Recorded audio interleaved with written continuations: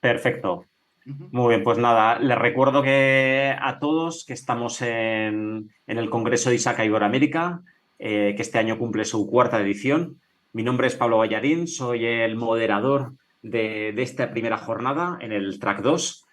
Y simplemente a modo de recordatorio que se trata de un congreso online que estamos organizando desde diferentes capítulos de ISACA en diferentes países latinoamericanos, en Portugal y desde España, que ha contado con el patrocinio de BDO Argentina y ACMIT con base en México, y que todo esto, lo que han visto, es el resultado de muchos meses de trabajo en el que diferentes responsables de todos estos capítulos hemos estado trabajando para atraerles profesionales de muy alto nivel en el ámbito de la auditoría, el gobierno, los riesgos, la ciberseguridad, en este ámbito que estamos viendo en el Congreso de este año, centrado en la inteligencia artificial y las tecnologías emergentes.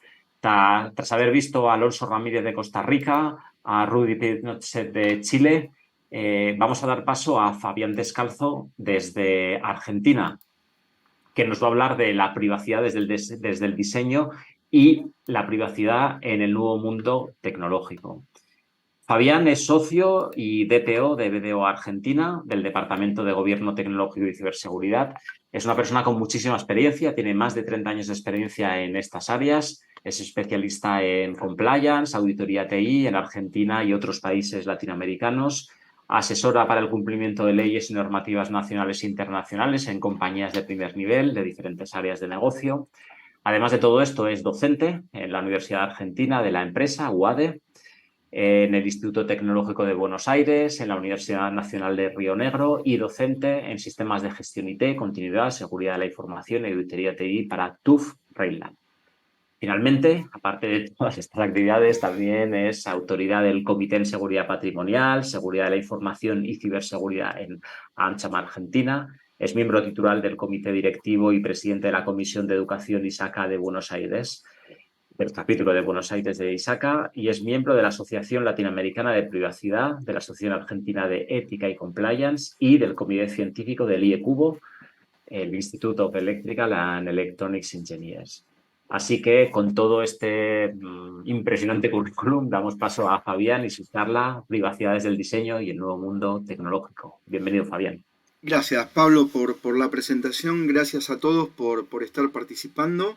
Eh, Ahí un poco vino muy bien lo que nos deja Rudy, ¿no? Y lo que ha hablado Alonso también desde el punto de vista técnico. El enfoque principal que tiene esto es decir, más que nada de cómo dentro de este nuevo mundo tecnológico en el que nos hemos visto inclusive, sobre todo después de la pandemia, sobre todo más inmersos todavía, eh, donde no todo necesariamente está pasando desde el punto de vista técnico en sí, sino que también hoy por hoy las organizaciones requieren, digamos, de herramientas también relacionadas con la gestión, con el gobierno, etcétera, para poder gobernar la tecnología que nos lleva, ¿no? Y en este sentido, lo que tiene que ver con lo que es inteligencia artificial, tecnologías emergentes, etcétera, nos lleva a muchos temas que están relacionados con cuestiones de las personas, ¿no? De la privacidad, de la ética en particular, de lo que tiene que ver con las personas, ¿no?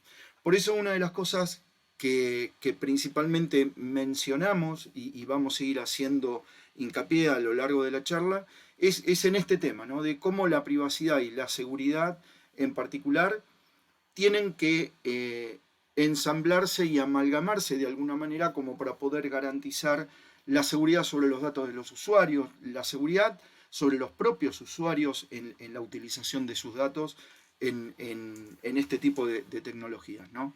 Partiendo de la base de que obviamente, privacidad no es lo mismo que seguridad, digamos, ¿no? En particular. Tengamos en cuenta que con seguridad de la información en sí, una de las cosas que yo hago es cuidar el dato en particular, y cuando yo hablo conceptualmente de lo que tiene que ver con privacidad, lo que estoy cuidando es la identidad de las personas, ¿no? En sí. Y esto ha llevado, digamos, de alguna manera, inclusive desde el punto de vista ético, a lo largo de los años, un avance a partir del cual hoy podemos decir de que nos encontramos dentro de un contexto que ha evolucionado para poder manejar estas cuestiones relacionadas con ética y privacidad puntualmente en lo que tiene que ver con los datos. Ayer Rudy dio un dato alrededor de los años 60 en lo que tiene que ver con la terminología, digamos, inicialmente de lo que tenía que ver con, de lo que tiene que ver con inteligencia artificial y la utilización de los primeros sistemas expertos, ¿no? En donde se pretendía, a partir de determinado tipo de fuente de datos, generar, digamos, este conocimiento a partir de un recurso no humano, por así decirlo, ¿no? Yo parto de un poco más atrás para entender también que ya desde los inicios de los años 50, en donde hablando de alguna manera en lo que es ciencia ficción, por eso menciono a Asimov en particular ahí, Pablo, digamos, respecto de sus primeras reglas relacionadas con la robótica, ¿no? Y lo que tenía que ver la ética en la relación entre el robot y el humano en particular. Las pruebas de Turing, digamos, que se ejecutan a partir de este criterio de poder determinar definiciones desde la cual poder entender si realmente un sistema está realmente preparado para poder decirse que puede generar inteligencia artificial, etc., ¿no? Estas cuestiones que han ido evolucionando desde el punto de vista tecnológico, etcétera, oportunamente no se han visto respaldadas, digamos, de alguna manera con la necesidad de capacidad que necesitaban, para lo cual van a ver dentro de esta línea de tiempo que hay una brecha de tiempo hasta llegado 1986, en donde IBM creó, digamos, la primer máquina que con inteligencia artificial gana, digamos, a Kasparov, oportunamente le gana una partida de ajedrez, digamos, pero en donde empezó a evolucionar hasta llegar a que tengamos la tecnología necesaria como para poder cubrir ese tipo de capacidades, etc. Pero no solamente tuvimos que crecer desde el punto de vista tecnológico, sino que también tuvimos que ir viendo, digamos, de cómo llevar este control, este gobierno a este tipo de tecnologías disruptivas inclusive, y que trae a su vez riesgos adicionales a las compañías, ¿no? Hoy por hoy somos mucho más conscientes de los riesgos relacionados con privacidad de los datos y la importancia que tiene esto en relación a la publicación de GDPR, por ejemplo, y las actualizaciones de las distintas leyes de protección de datos en los distintos países, ENS en el caso de España, por ejemplo, ¿sí? En donde, para que ustedes tengan una idea, alrededor del año 2006 es donde se empezó a hablar de lo que se llama privacidad por diseño, digamos, ¿no? Embeber en los distintos procesos, sobre todo en lo que tiene que ver, digamos, a nivel de relación de procesos, de proyectos tecnológicos en particular, ya empezar a pensar en privacidad desde ese lugar para que después, a lo largo del proceso de implementación y posterior operación, digamos, yo ya no tenga que generar mayores costos para poder remediar alguna cuestión relacionada con el cumplimiento y la protección de las personas en relación a sus datos, etc. En paralelo con esto, 10 años después, el CEO en ese momento de Microsoft, una de las cosas que establece son las primeras reglas relacionadas con lo que tiene que ver privacidad y transparencia para los desarrolladores, ¿sí? que iban a estar generando, digamos, de alguna manera y haciendo crecer este tipo de tecnología, ¿no? Para lo cual empieza a haber un alineamiento, digamos, en este sentido y una necesidad, ¿sí? Sobre todo a partir de riesgos que ya se estaban empezando a identificar en relación al uso de este recurso sin un control, sin una gestión en particular, ¿sí? Tengan en cuenta ustedes un ejemplo que dejo, ¿no? Dos computadoras crearon un nuevo idioma oportunamente cuando Facebook intentó desarrollar, digamos, un chatbot para poder, digamos, implementar esta herramienta y generar, digamos, un nuevo uso dentro de la red social, etcétera, ¿no? Y hoy nos encontramos con mejores herramientas, no solo desde el punto de vista tecnológico, sino, como les decía, desde el punto de vista regulatorio, a nivel de estándares inclusive, en donde todo esto apoya de alguna manera y tiene que ver con el hecho de que, para que tengan una idea, fíjense que el GPT, perdón, llegó de 0 a 1 millón de usuarios en una sola semana. O sea, imagínense todo el volumen de información que generaron esa cantidad de usuarios dentro de este ambiente, ¿sí? Y en donde en años anteriores, no mucho más allá del 2010 aproximadamente, con las redes sociales, llegaban a esa cantidad de usuarios en 3 o 4 meses, digamos, ¿no? O sea que fíjense no solo cómo fue evolucionando la tecnología, sino cómo hemos crecido nosotros en el uso de este tipo de tecnologías en particular. En relación a esto que les comentaba, y para entender un poco de cuál es un poco el paralelismo de alguna manera entre los principios relacionados con privacidad que se empezaron a desarrollar a partir del 2006 y lo que después Satya Dik comenta respecto de las reglas, ¿sí? A nivel de que tenían que utilizar los desarrolladores de inteligencia artificial, están muy relacionadas en lo que tiene que ver con privacidad desde el diseño, entender, digamos, la problemática que tiene que ver con el objetivo que tiene que cumplir la herramienta en particular, ¿sí? para poder brindar casualmente una ayuda a la humanidad, como lo menciona.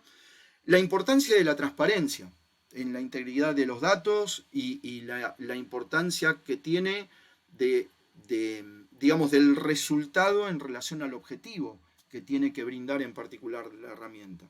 De la misma manera que esto que también comentaba, creo que Pablo había hecho un comentario no me acuerdo si en la charla de Alonso o en la de Rudy recién, respecto del cuidado del sesgo, ¿no? que tiene que ver con la utilización de la herramienta y que no haya errores dentro de la lógica de sus algoritmos o los cuidados a nivel de seguridad para que no sea atacado el sistema y genere, digamos, este tipo de riesgo en particular, ¿no? En relación a esto, y como para que tengan una idea de qué vectores puede llegar a haber en relación a riesgos relacionado con esto, ¿no? Puede llegar a ser tanto desde el hecho de un ataque en particular, en donde por un error o inclusive, digamos, desde el punto de vista del desarrollo, ¿sí? La herramienta, por un error de desarrollo, en un momento determinado expuso datos personales, ¿sí? Estos datos personales incluían también la exposición de datos de medio de pago y también algo que se mencionaba es el hecho de la concientización y la sensibilización, más que concientización, en el uso de la herramienta en particular, ¿no? Como mostramos en el segundo ejemplo, hubo una compañía que sus empleados han dejado expuestos datos porque utilizaban, ¿sí? Un poco lo que Pablo comentaba de los alumnos también, ¿no? O sea, utilizar, digamos, sin ningún tipo de criterio o sentido, prácticamente con una sensibilización cero, distintos tipos de datos en herramientas que inclusive hasta desconocemos muchas veces cómo se manejan cuál es el contexto a partir del cual están funcionando, ¿no? Lo importante de todo esto, si bien las noticias, como pueden ver, son de este año en particular, es que tanto OpenAI como Azure han mejorado, digamos, estas opciones en donde han brindado y han implementado distintos tipos de controles para que en sus funciones enterprise, por ejemplo, esto no suceda. Y acá también es importante entender, digamos, en qué tipo de modalidad del software básicamente voy a trabajar y a qué me expongo si yo trabajo en una, digamos, o utilizo una versión libre de una versión paga en particular, ¿no? ¿Qué diferencias son las que tengo? Desde este lugar, inclusive, y sumando algunas, empezando a sumar algunas herramientas de gestión, NIST tiene, ahí les dejo la fuente, ¿sí? Para que lo puedan consultar, tiene un marco de gestión de riesgos relacionado con lo que tiene que ver con inteligencia artificial, en donde hay tres principales focos. El primero, que está relacionado con la parte del cumplimiento, haciendo principal foco en lo que tiene que ver con lo que es a nivel de legislación de datos. Como bien mencionaba Rudy, ustedes tengan en cuenta que aunque yo esté volcando en una herramienta que inclusive puede llegar a estar gestionado por un tercero, la responsabilidad por los datos que se ingresan y el resultado que tiene eso, sea positivo o negativo, la responsabilidad es mía, digamos, ¿no? Entonces es muy importante tener en cuenta esta cuestión. Por el otro lado, a nivel de riesgo tecnológico, como saben, en general, todo lo que es cadena de suministro, todo lo que tiene que ver con la gestión de proveedores de servicios tecnológicos, es un punto muy crítico a tener en cuenta en particular, porque de alguna manera también eso es lo que promueve posibles ataques, por ejemplo, de ciberseguridad a infraestructuras, en el caso de servicios IaaS, que son los que se utilizan, digamos, habitualmente, ¿no? Por el otro lado, a nivel de los datos, la falta de gobierno de datos también, digamos, una de las cosas que promueve de alguna manera es el hecho de que yo no pueda llevar adelante proyectos relacionados con este tipo de tecnología en forma segura por no tener un contexto de gobierno en particular del gran volumen de datos que se manejan a partir de esto, ¿no?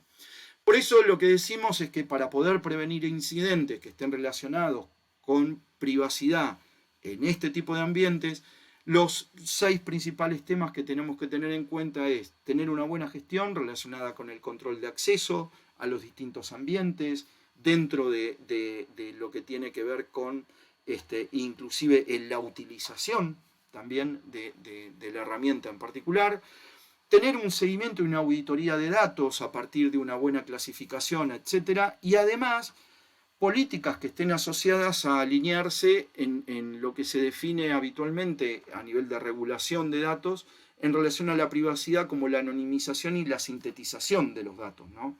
Ustedes, como seguramente saben, por ejemplo, GDPR y al igual que las leyes de protección de datos, una de las cosas que promueve es la sintetización y la minimización de los datos en particular para utilizar la menor cantidad y el dato justo que yo necesito para cumplir con un objetivo, ¿sí? Por eso también dentro de lo que es la parte de auditoría de ambientes a nivel de inteligencia artificial, una de las cosas importantes que tienen que ver es el hecho de entender el contexto y el objetivo para el cual este tipo de soluciones tecnológicas se utilizan en la organización, porque a partir de ahí puedo llegar a tener el criterio de poder identificar si los controles realmente están bien implementados y si inclusive las acciones de capacitación, etcétera, son las adecuadas, ¿no? Además de, a partir de la política, identificar cómo proteger los datos, cifrarlos, etcétera, y a su vez hasta inclusive establecer políticas de retención de datos en particular. Desde el punto de vista nuestro hay digamos, un enfoque, digamos, en particular que lo hemos identificado por áreas, ¿sí? 4 áreas principales sobre las cuales tendríamos que hacer foco para lo que está asociado a la gestión, el manejo, la protección, el cuidado dentro de los ambientes de inteligencia artificial.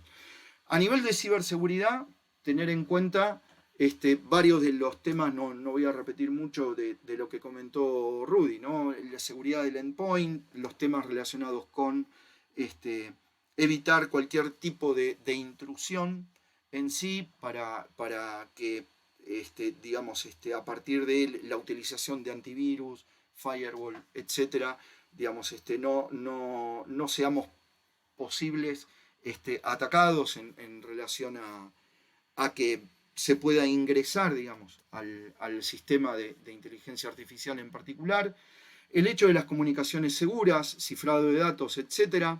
La parte de cumplimiento, una de las cosas que tiene que ver con esto es, a partir de leyes y regulaciones que obviamente abordan el hecho de la utilización de determinado tipo de datos en inteligencia artificial, tener una definición de políticas adecuadas, ¿sí?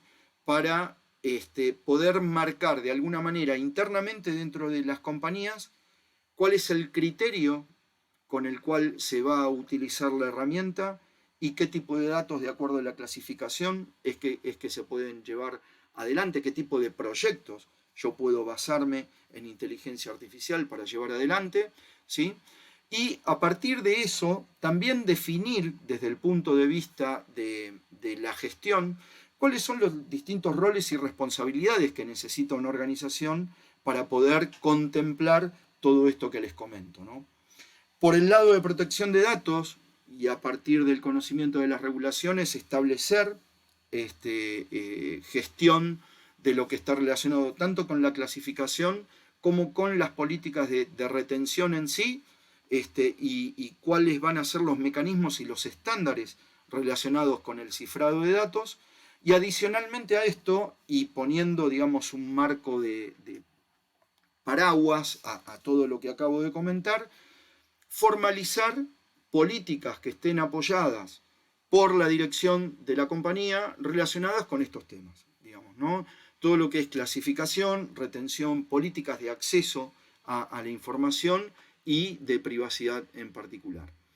Esto es un poco lo que, inclusive desde el contexto de privacidad por diseño, se ha definido, ¿no? También debajo les dejo las fuentes de información.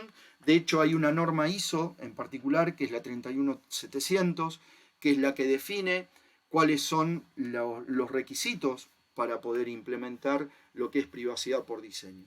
En donde tiene 5 hitos principales, como vemos y ya dijimos, la parte de concientización, el hecho de realizar una evaluación de impacto a la privacidad dentro de lo que tiene que ver con el proyecto en particular, y esto es algo que han adoptado las distintas regulaciones y leyes también, lo que mencionábamos de gestión de proveedores y hacer de esto un proceso, ¿no? Ver cómo monitorear y llevar adelante, digamos, mejora continua en relación con este tema.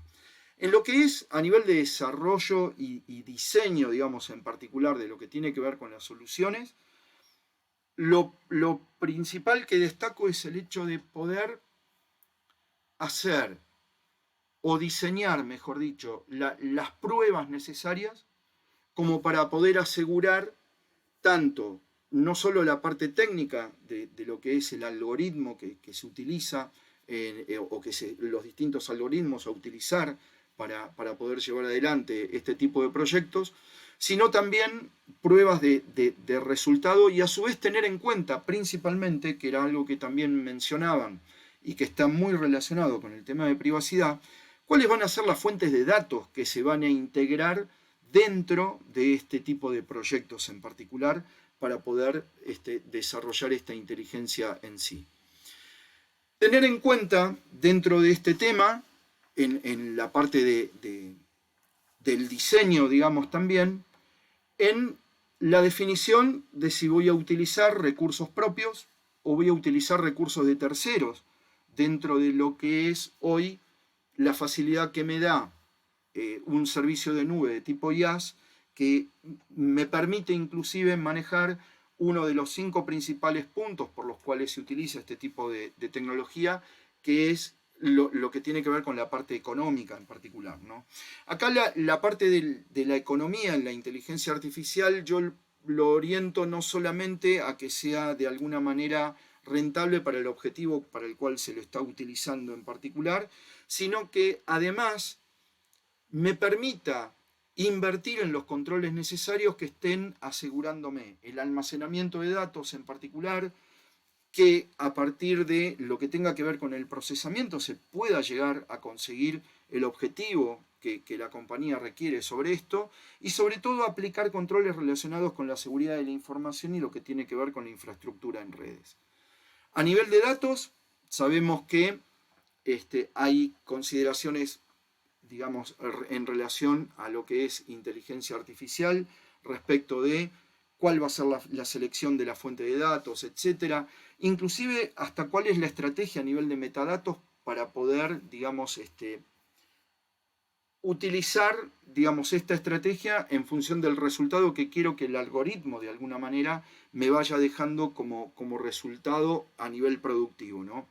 Y que todo esto que estoy mencionando en relación a los datos, yo puedo orientarme o puedo guiarme para establecer controles en lo que me dicen las propias leyes.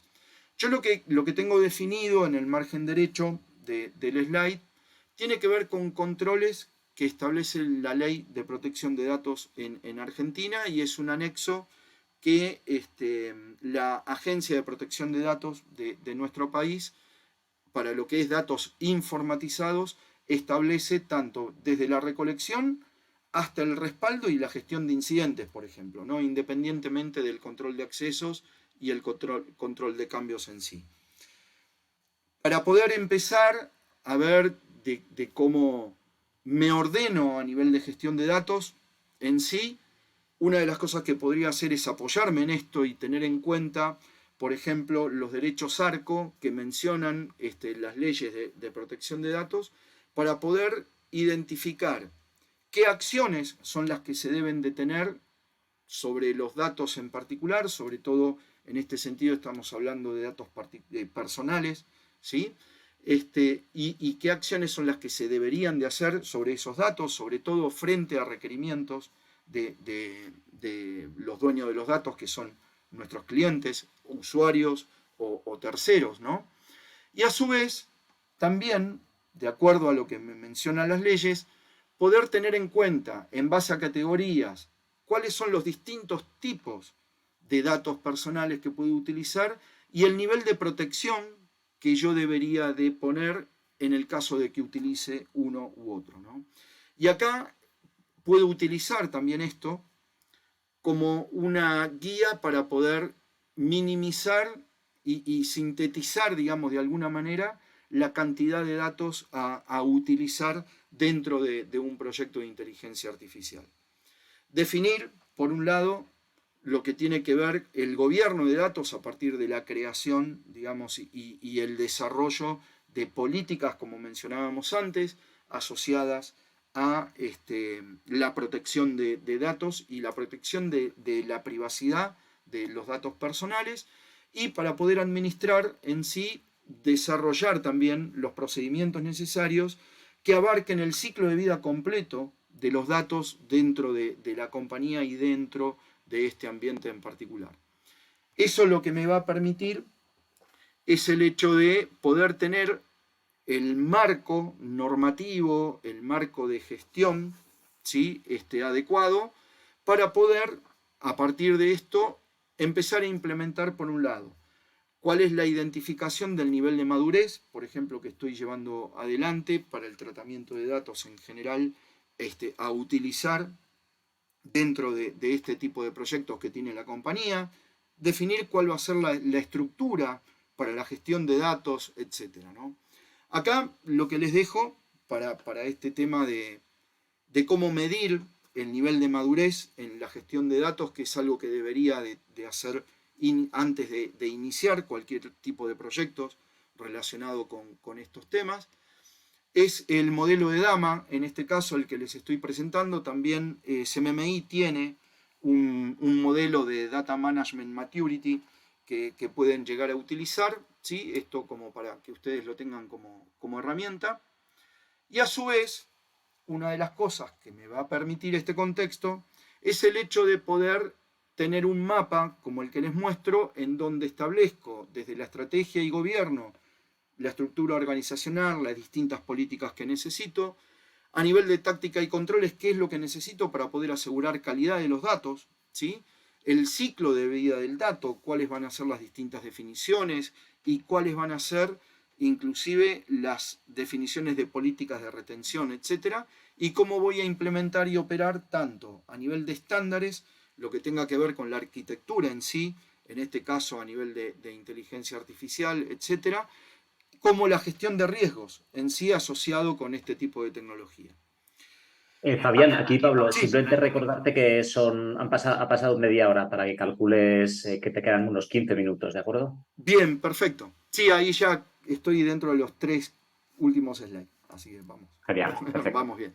Bien, tener en cuenta, y esto es muy importante y sobre todo queda resaltado desde el punto de vista técnico que le dio a la charla Rudy, de que inteligencia artificial no deja de ser un sistema.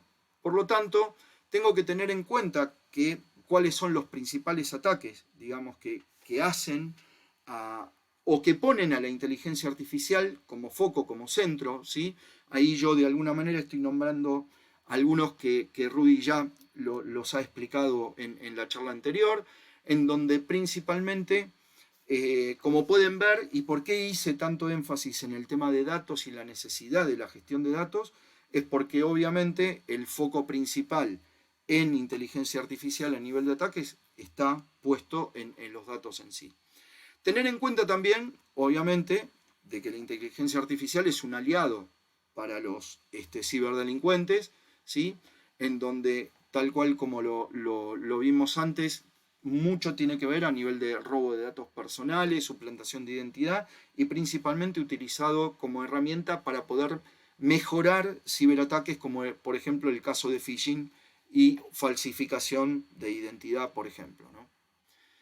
Tener en cuenta también de que así como yo tengo una herramienta para crear, desarrollar, diseñar y utilizar, también lo tengo que controlar, lo controlo a través de la implementación de auditorías específicas para este tipo de ambiente, dentro de los cuales una de las guías que puedo utilizar, y como estamos hablando de un tema relacionado con gobernanza y gestión, lo puedo utilizar como guía COVID 2019, por ejemplo, ¿no? Haciendo principal énfasis que lo que tengo que auditar tiene que ver con cumplimiento a nivel tecnológico y utilizar, digamos, determinado tipo de herramientas relacionadas con revisión de código, etcétera, que me ayuden inclusive a poder evaluar los distintos riesgos a nivel de tecnologías sobre el aprendizaje automático, ¿sí? Y identificar los riesgos teniendo en cuenta que no únicamente tiene que ver con cuestiones técnicas puntuales, sino también que la falta de alineamiento de los planes de tecnología con el objetivo de negocio también es un riesgo, porque ahí, como les decía, yo pierdo un poco el contexto si no tengo en cuenta esto, de cuál es el motivo por el cual estoy utilizando inteligencia artificial dentro de la compañía. ¿Cuáles van a ser los criterios de uso? ¿A quiénes les voy a permitir el uso?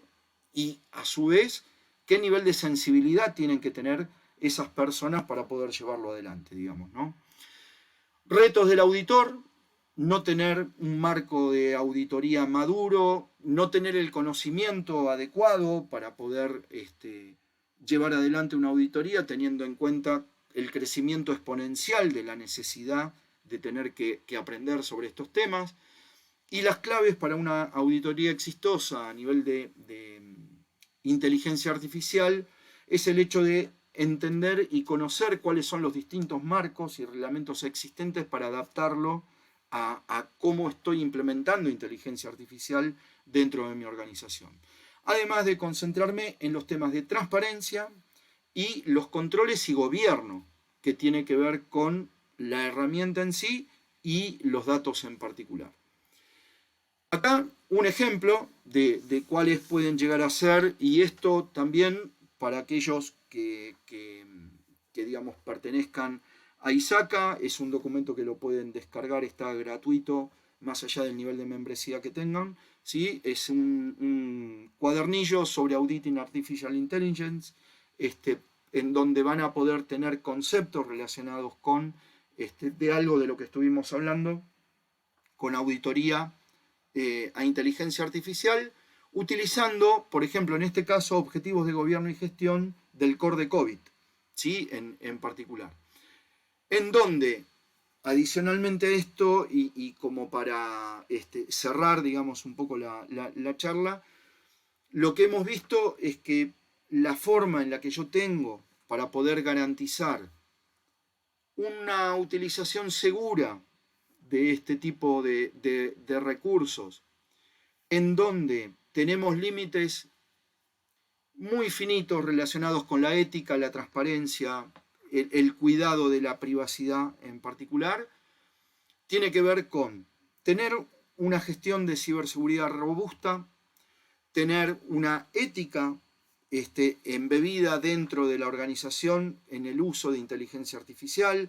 Todas las organizaciones en general tienen una política de ética, una política de privacidad, tienen que ser actualizadas y tienen que ser revisadas para poder abordar esta problemática desde el punto de vista de la utilización, si es que van a abordar este tipo de proyectos.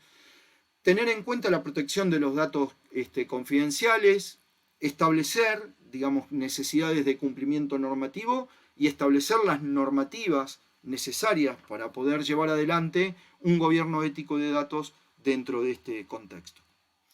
Así que bien, esta era un poco la visión, posiblemente un poco más blanda, por así decirlo, de la temática. Fabián, aquí Pablo. Pablo.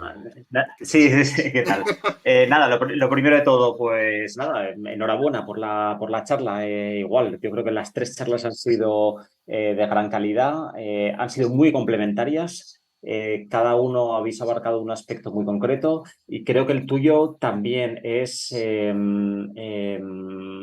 ha apartado un poco más de lo técnico porque, vamos, entiendo que es tu ámbito de actuación, pero también llevándolo al terreno, a este terreno más legal, más de privacidad, más ético, que es fundamental conocer y que yo creo que es el que está más cercano a la dirección.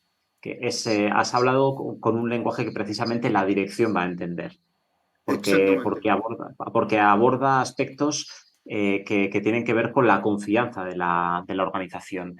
Y creo que bueno, y eso creo que es fundamental, o si no lo más importante, el hecho de que yo creo que nos has hecho entender qué es lo que ocurre cuando una organización lanza un servicio, bueno, lanza sobre todo un producto que tiene vulnerabilidades que no son las vulnerabilidades a las que estamos acostumbrados, vulnerabilidades que pueden detectar herramientas como herramientas de código o herramientas de vulnerabilidades. Pues eso, que no son de seguridad, sino que están metidas dentro de un saco que empezamos a llamar ético o de fiabilidad, que muchos lo ven como algo mínimo o como algo secundario, incluso frívolo, pero que no lo es para nada.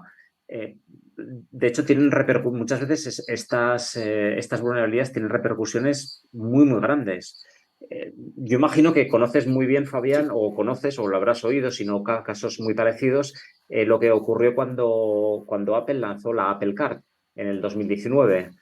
Tuvo que echarse para atrás porque nada más lanzarlo, varios influencers de la red, básicamente David Heinemeier, que era el cofundador de Ruby, y sobre todo Steve Wozniak, que era también el antiguo fundador de la propia Apple, empezaron a publicar en Twitter que la Apple Card que estaba basada o sea, que tenía un módulo para asignar dinero a los usuarios, pues asignaba mucho menos crédito a sus mujeres, a la mujer de Steve Wozniak, que a la mujer de David Heinemeier, que a ellos mismos. De hecho, hasta 20 veces menos. Y eso que tenían en principio el mismo perfil, porque compartían las mismas cuentas, tenían los mismos activos financieros, eran exactamente lo mismo, pero a las mujeres les daban mucho menos crédito. Con lo cual, la herramienta tenía unos sesgos de género muy, muy marcados. El Ujú. problema era que nadie fue capaz en Apple de explicar por qué era así, ni de confirmar que era así, que había sesgos, con lo cual la herramienta no solo tenía sesgos, sino que no era transparente, porque nadie fue capaz de explicar qué es lo que había pasado. Y esto tuvo unos efectos brutales en Apple.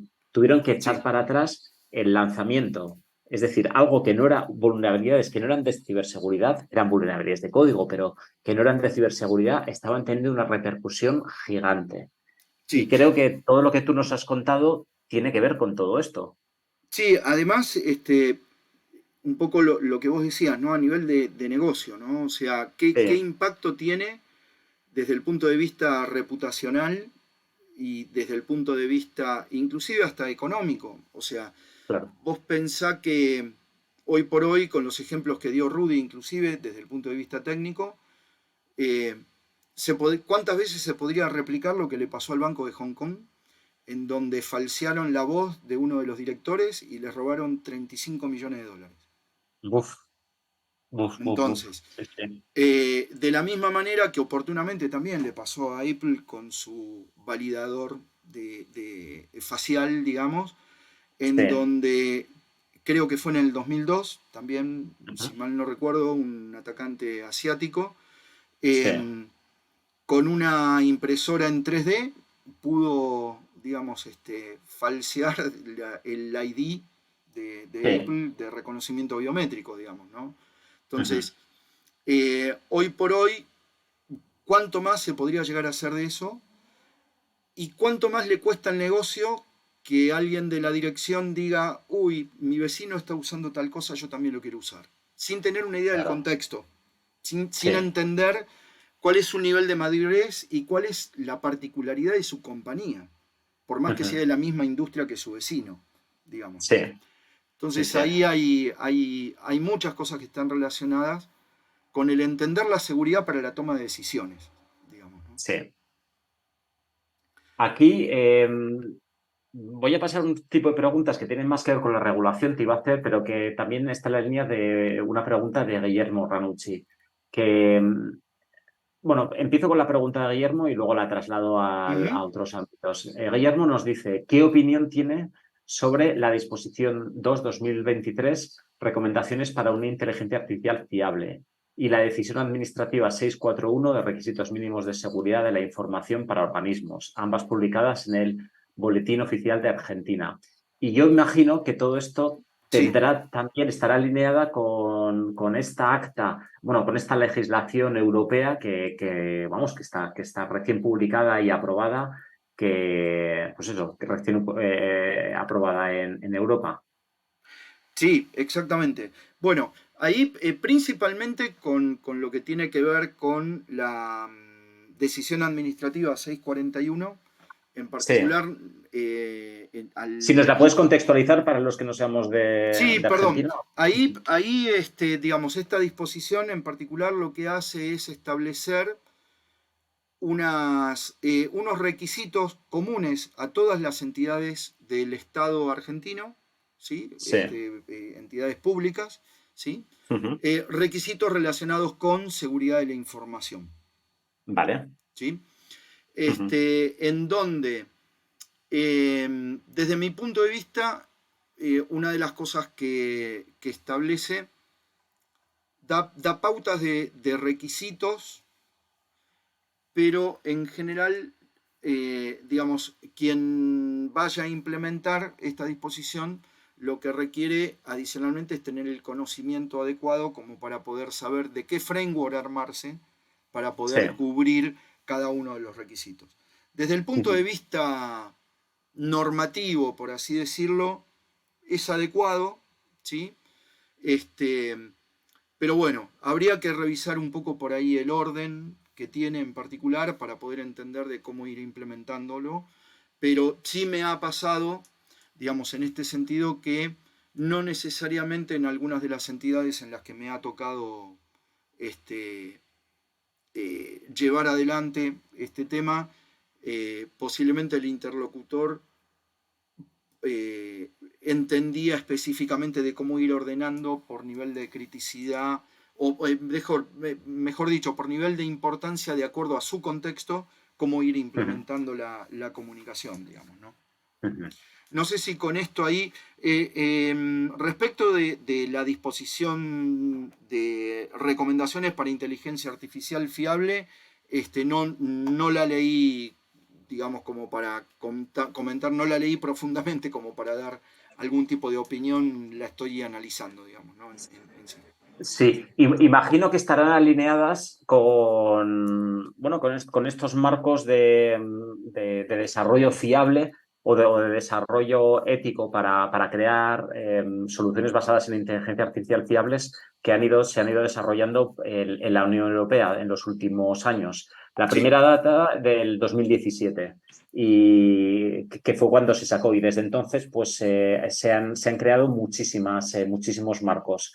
De hecho, alrededor de unos 100, bueno, mucho más de 100 marcos se han creado. Entiendo que en Argentina pues recién habrán sacado el suyo con las especificidades que tengan. Sí, sí, esto Bueno, es y con así esto... porque inclusive, digamos, a nivel de lo que tiene que ver, por ejemplo, no sé, con el e-privacy Sí, europeo, etcétera, digamos, nosotros también estamos ahora en proceso de actualización de nuestra ley de protección de datos también. claro, sí, porque al fin y al cabo, a ver, se han sacado marcos específicos con estos nombres exactamente, pero tienes toda la razón, Fabián, que realmente si leemos la letra P, o sea, si leemos bien las normativas sobre ética, hay muchos aspectos que ya se estaban tratando. Ujú.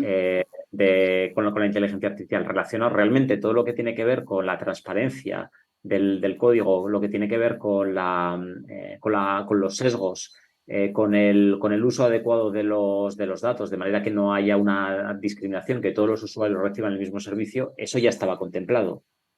Claro. Sí, sí, sí, totalmente. Sí, sí, Ujú. es así. Vale, muy bien. Bien. Y no sé, y si quieres, a ver, yo creo que también con esto contestamos la pregunta de José Eduardo García, que nos pregunta si existe algún marco de referencia reconocido para el desarrollo y la gestión de la inteligencia artificial. Vale, Sí, sí, nos dice que ahí ya efectivamente. dice que ya quedó contestado. Vale, Perfecto. perfecto. Bien. Ahí, Sí, dime. perdón, ahí Guillermo, no sé si está de acuerdo, digamos, con lo que comenté respecto, sobre todo de la 641. Bueno, ahora Ahora nos nos, responderá. Bien. ahora nos responderá. Si no, ya para ir acabando, quería saber un poco tu opinión, también relacionándolo con las preguntas que hemos hecho a Alonso y a Rudy.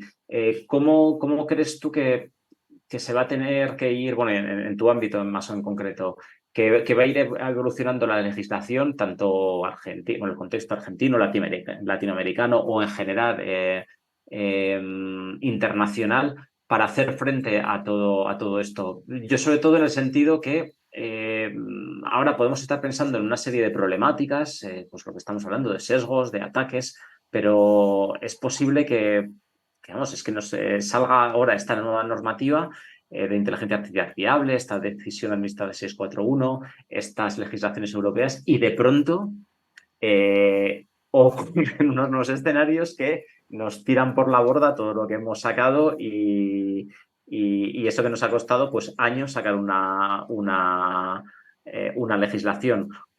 ¿Crees que estos escenarios son posibles? A ver, yo creo que sí. Como suele pasar en las organizaciones muchas veces, sobre todo hablar de este tipo de tecnologías, para algunos, sobre todo los que toman decisiones, suele parecer un poco de ciencia ficción, digamos, ¿no? Claro, Y sí. una de las cosas que entiendo, digamos, que se debe entender es que el futuro es hoy. Ya estamos, digamos, ya Sí. estamos complicados, por decirlo de alguna manera. Entonces, acá yo creo que los dos principales desafíos que hay es a nivel empresario, a nivel corporativo, la dirección debe de entender que tiene que ponerse al frente del liderazgo de, de la gestión y del entender la tecnología y el de tomar, el saber qué preguntar, inclusive frente a la toma de decisiones, y ver de cómo establecer las políticas necesarias para poder protegerse y proteger a los demás, sobre todo. Sí. Y además, por el otro lado, desde el lado de los gobiernos de los países, también entender esto, digamos, ¿no?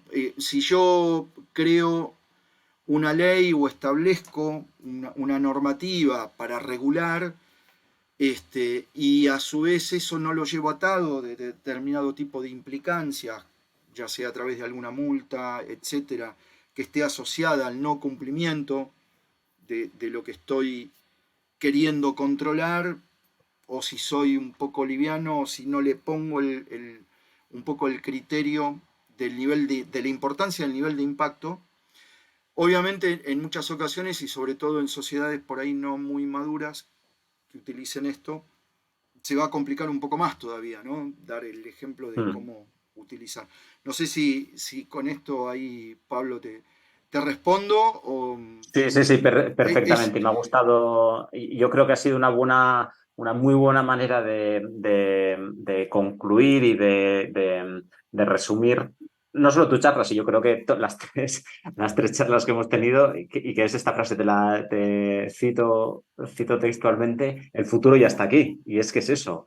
Ya estamos, todo lo que estamos hablando, lo que has dicho, lo que acabas de decir también, no es ciencia ficción. Tenemos que mentalizarnos que estas situaciones están ocurriendo, van a ocurrir de forma cada vez más frecuente, y nuevas formas, nuevas adaptaciones, nuevas mutaciones ocurrirán, con lo cual más que nunca, o sea, siempre lo hemos dicho que en seguridad, en privacidad tenemos que estar actualizándolos. Ahora es casi lo que nos va a definir. Es imperativo que lo hagamos.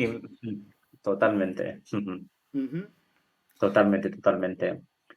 Entonces yo creo que, Fabián, una vez más darte las gracias y la enhorabuena por la charla. Como te he dicho, yo creo que ha sido un contrapunto muy, muy bueno a las charlas anteriores, que todas las tres os habéis centrado en aspectos distintos de la misma problemática. Uh-huh. Así que bueno, también agradecer a todos los asistentes. API, Aseguramiento de Procesos Informáticos. Es un área de servicios especializada en gobierno tecnológico, seguridad de la información y ciberseguridad. Ofrece soluciones estratégicas para asegurar los objetivos de negocio de las empresas apoyados en la tecnología, preparándolas para responder a las necesidades de innovación en forma segura y bajo sus necesidades de cumplimiento. El enfoque de BDO permite no solo atender problemas puntuales, sino mejorar el nivel de madurez tecnológica de manera transversal en toda la organización.